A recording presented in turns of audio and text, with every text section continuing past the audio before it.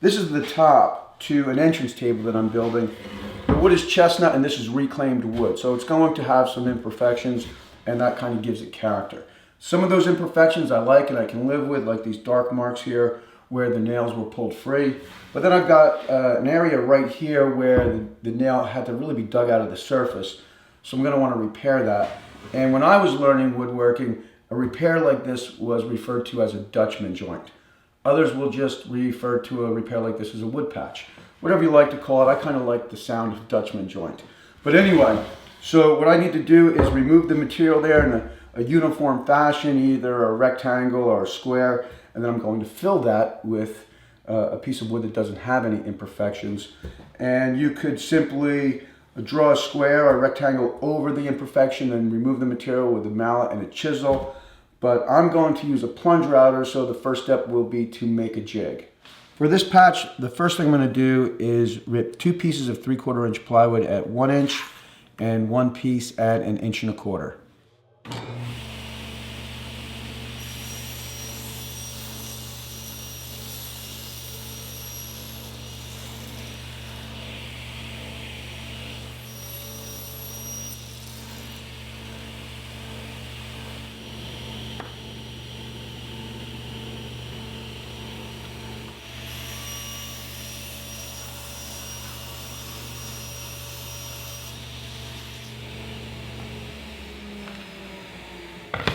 These are the 3 pieces of plywood, and I want to cut a 3-inch section out of the center.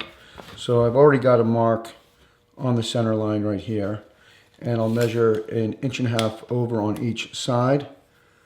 So 1.5 inches and 3, and now I'm going to cut this part out.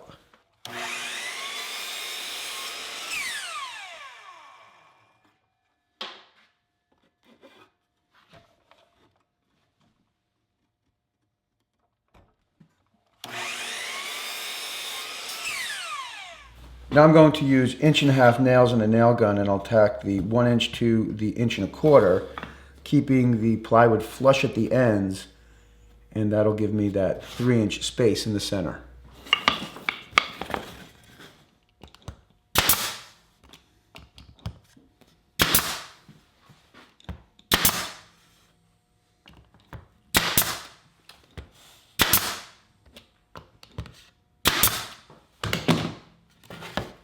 I've got a 1/2 inch straight bit in the router, and the collar measures 3/4 inch. So the area that I remove will be 1/4 inch smaller than the opening of the jig.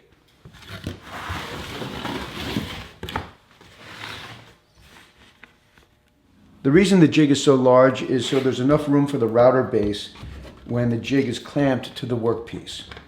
I've got the jig clamped in place and I'm ready to make the cut.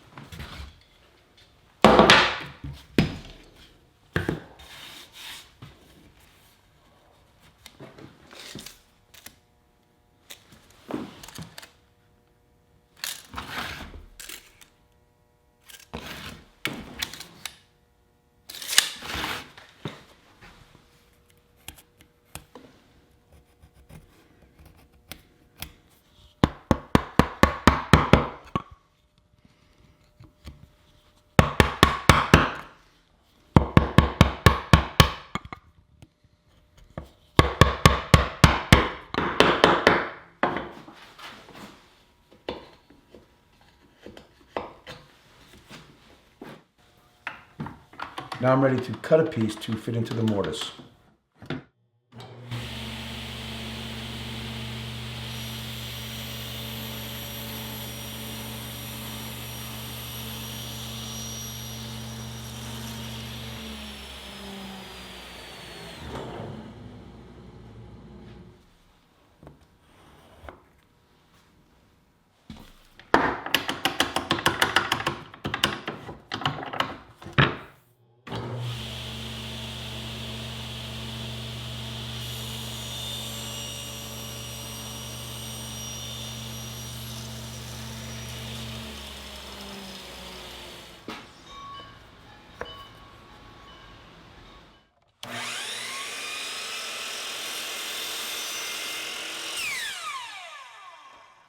I've got a pretty nice snug fit here, but just to be on the safe side, I'm going to taper the downward facing edges just so they don't get hung up when I'm pounding the block into place.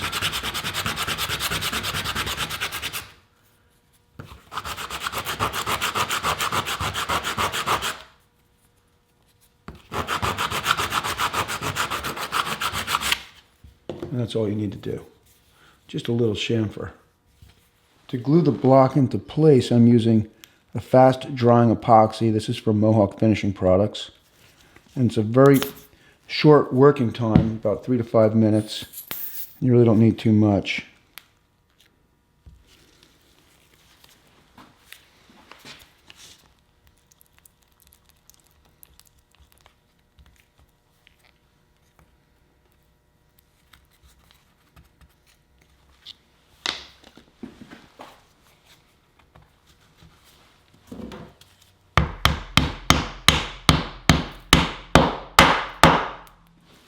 I'm going to clamp this with a block, but I've wrapped it in plastic first so the block doesn't stick to the top.